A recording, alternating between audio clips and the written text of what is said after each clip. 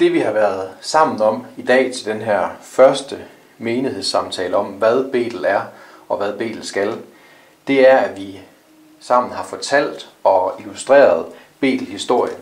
Og kollektivt så har vi en historie, der strækker sig 65 år tilbage i tiden.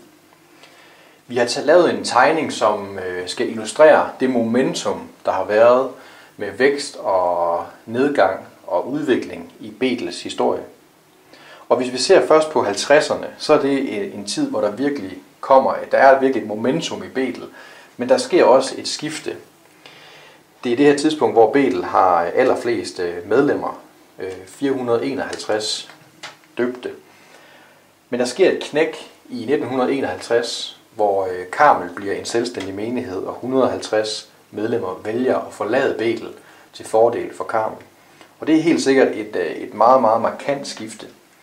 Der sker også noget i 60'erne og 70'erne, som har en stor påvirkning på Betel, og som måske også er med til at gøre, at momentummet det falder, at det missionale engagement det falder.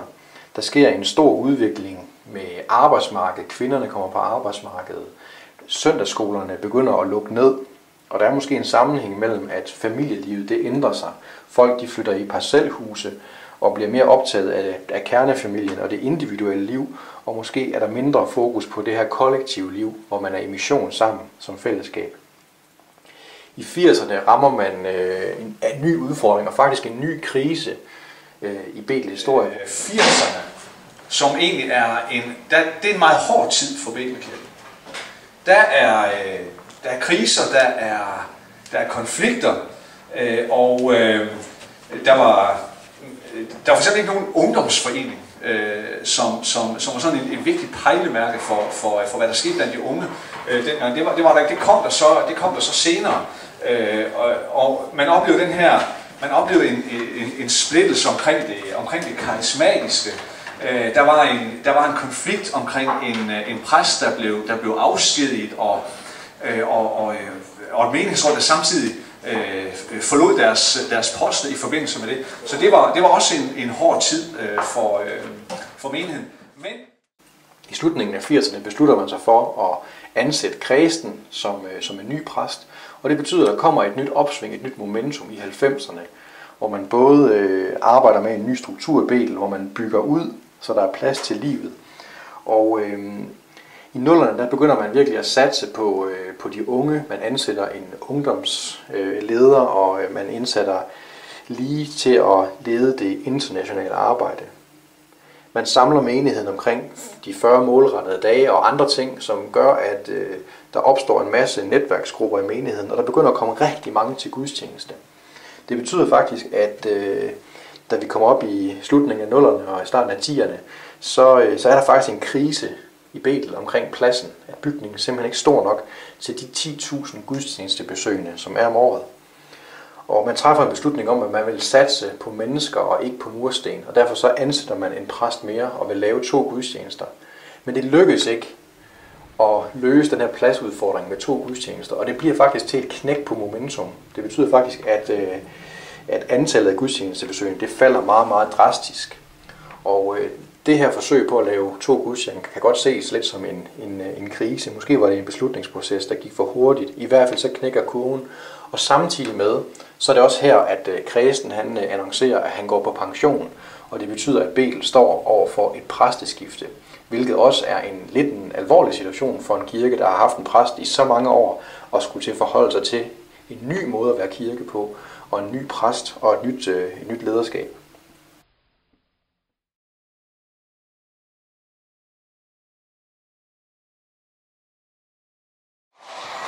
Vi lavede den øvelse, at vi sagde, hvad er det ligesom for nogle ting, vi synes, der går igen.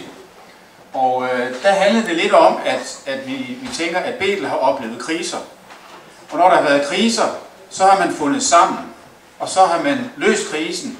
Og ud af krisen, så er der kommet et eller andet. Det kan være en ombygning eller et eller andet projekt. Så er man gået videre, så er der kommet en ny krise. Så har man fundet sammen, så er man talt sammen, så er der kommet noget ud af det. Det er, at vi oplever, at vi igennem historien har vist, at vi kan tale sammen, vi kan finde sammen, og vi kan finde ud af at komme videre derfra. Det kan være samtalen omkring optagelseskriterierne, som nok er et rigtig godt eksempel på, at man valgte her i huset at bruge tid på at samtale, inden man bevægede sig videre. Det vil sige, at det, der var rundt omkring i andre menigheder, gav splittelse, og der blev skudt med skarpt osv. Det gjorde der ikke. Der blev ikke løsnet et skud i omkring Betel. Man gik bare videre, fordi man tog... Noget af det, vi oplever i historien, at Betelkirken har fostret nye ledere.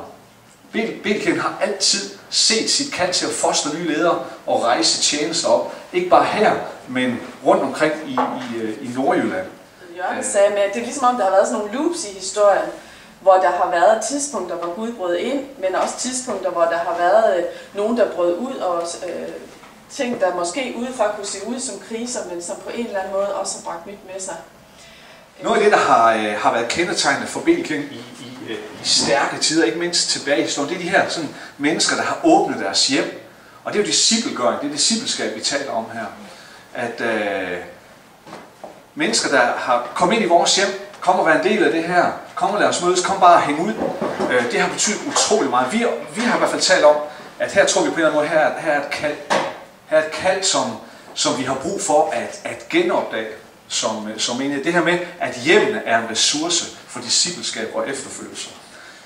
Og så en af de vigtige tendenser, vi kunne lære fra fortiden, det var, at vi havde et meget konkret fælles mål. Altså der var sådan en fælles identitet om, at man skulle nå Aalborg med evangeliet, og folk de skulle i dåbsgraven, folk de skulle blive kristne.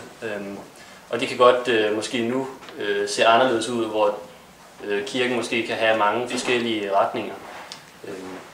Ja, det kan i hvert fald virke som om, at vi arbejder nogle gange hver sin retning, men der er ligesom brug for at få sådan en fælles identitet og en fælles forståelse for, hvad er vores mål, hvad vil vi gerne, hvad skal Betel, som vi er i gang med at finde ud af nu. Så er der noget omkring de her plante menigheder. Vi har hørt om Betelkirkens første 50 år i historien i dag, hvordan Betelkirken bare har været en katalysator for nye menigheder i Danmark og primært i Nordjylland selvfølgelig. Og der sker altså bare et eller andet omkring det der med Karmel. Det er ligesom det sidste. Og der sker, jeg ved godt, at der var noget, der hed Aalborg Øst, men det er ligesom en historie for sig. Vi tror på, at der er sket et eller andet, som har gjort, at vi som menighed har glemt det kald, som vi stadigvæk tror på, der er. Er vi blevet for malige? Er vi blevet for hyggeorienteret? Er vi blevet for bange for at betale den pris, der er ved at plante nye menigheder? Vi tror på, at Betelkirken er kaldet til at være en ressource for andre, og det kald tror vi, at vi skal tage på os igen. Vi har skrevet hernede, at fællesskabet betyder meget for os. Det er styrken. Og det er vores energi. Det er der, vi finder sammen. Det er der, vi finder styrke, tro, fællesskab og tryghed. Og uanset hvor høje bølgerne de går, så finder vi sammen, og vi har lært at tale sammen. Og hvis vi vil tage læringen videre, så tænker vi, det er altså også her, vi i dagens Danmark og dagens Betel har den allerstørste udfordring.